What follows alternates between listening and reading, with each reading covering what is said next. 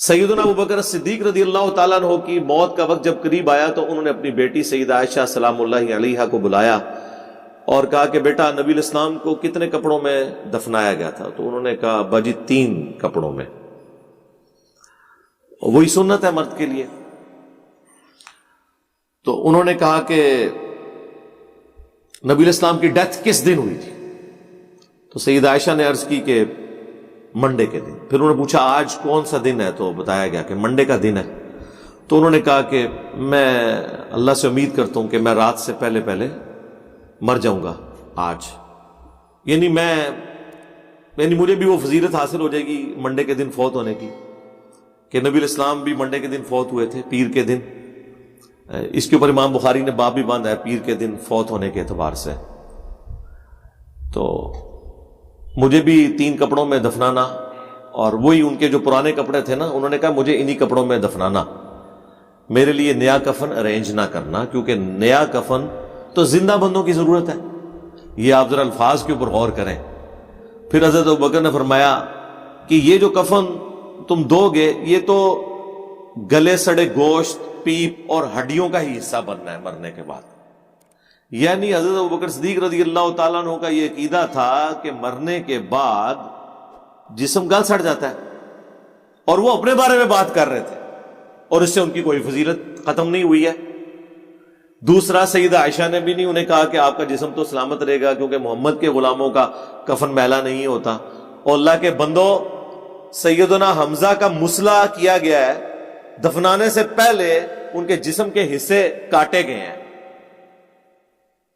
آپ کہہ رہے ہیں کفن میلا نہیں ہوتا، لاشیں سلامت رہتی ہیں۔ رومن امپائر کی جنگوں میں، بیٹل فیلڈز کے اندر کتنے صحابہ اور تابعین ہیں جن کو تیل کے کڑاؤں میں روسٹ کیا گیا۔ تو یہ کون سا آپ کو عقیدہ بتا دیا؟ اس سے آخرت کا کوئی تعلق نہیں ہے۔ جو بندہ مر گیا اب اللہ تعالیٰ کے ہاں اس کے لیے انعام ہے، جو نیک آدمی ہے اسے کوئی فرق پڑتا ہے اس کفن سے یا اس جسم سے؟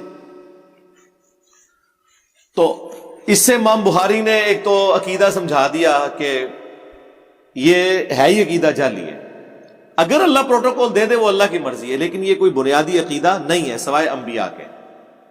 دوسرا، حضرت ابوبکر صدیق رضی اللہ تعالیٰ عنہ کا علم غیب جو ہے نا، وہ اس میں پتہ چل گیا کیا ہے، وہ اس طرح کہ اسی حدیث میں موجود ہے کہ سیدنا ابوبکر پھر پیر کو فوت نہیں ہوئے، بلکہ وہ پیر اور منگل کی درمیانی رات کو فوت ہوئے، کیونکہ اسلام میں مغرب کے بعد اگلا دن شروع ہو جاتا ہے، اور منگل کی صبح فجر سے پہلے انہیں دفنا دیا گیا۔ تو حضرت ابوبکر تو کہہ رہے تھے مجھے امید ہے کہ میں پیر کے دن فوت ہو جاؤں گا، اور اس میں الفاظ ہے میں رات سے پہلے پہلے فوت ہو جاؤں گا، کوئی رات کو تو منگل شروع ہو جائے گی۔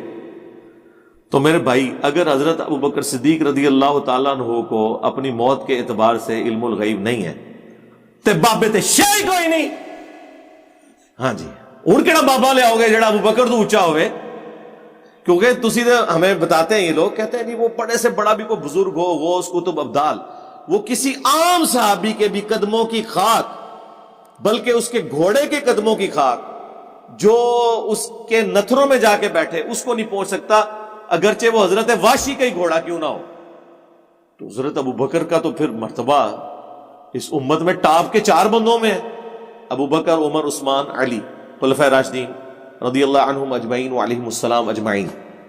تو اگر ان کا علم الغیب فارغ ہو گیا اس معاملے میں تو باقیوں کی تو کوئی اوقات ہی نہیں۔ اسی بھی تو ہم کہتے ہیں بابت شاہی کوئی نہیں۔ اب میرے بھائی، اگر کوئی سمجھتا ہے کہ اس بات کا کسی کے پاس جواب ہے تو ٹائم قیامت تک ہے، دیو جواب، بول وہی جو حق ہے، ٹائم قیامت تک ہے۔ ہاں، حق بولنا ہے، میں نے تو حق بولا ہے، میں نے تو حضرت بکر کا عقیدہ بتا دیا، صحیح بخاری شریف سے چیزیں بتا دیں۔ اب تمہارے پلے کوئی او جی ساڈے ابا جی نے مرنے تو پہلے دستا سی، او سر وہ کافر بھی بتا دیتے ہیں۔ ایک بندہ نزا کے عالم میں ہے اور وہ پریڈکشن کر دیتا ہے اور وہ پوری ہو جاتی ہے، یہ علم الغیب ہو جائے گا؟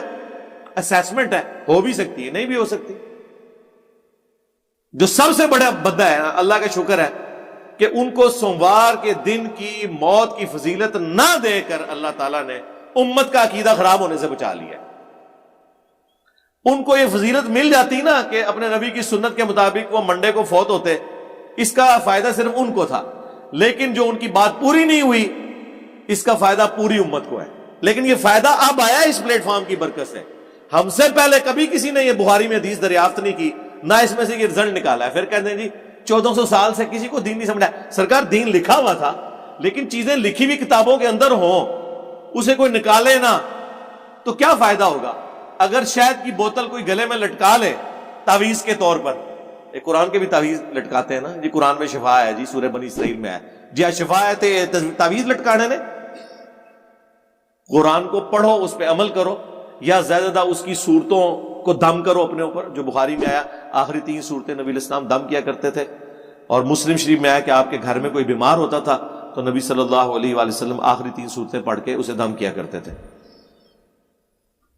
سورۃ الاخلاص، سورۃ الفلق اور سورۃ الناس۔ یہ ہے، یہ نہیں ہے کہ وہ گلے میں تعویذ لٹکا دیتے تھے۔ تو شہد کی بوتل بھی آپ لٹکا لیں تو شفا تو نہیں ہوگی جب تک شہد چاٹیں گے نہیں۔ تو جب تک بخاری مسلم آپ پڑھیں گے نہیں، قرآن آپ پڑھیں گے نہیں، آپ کو کیسے پتا چلے گا اس میں کیا لکھا ہوا ہے؟ صرف کتابیں سجائی ہوئی ہوں گی شوکیسوں میں، عمل نہیں ہوگا، تو کیسے آپ کو پتا چلے؟ تو یہ ہم جو باتیں ایکسپلور کرتے ہیں یہ آلریڈی موجود ہے۔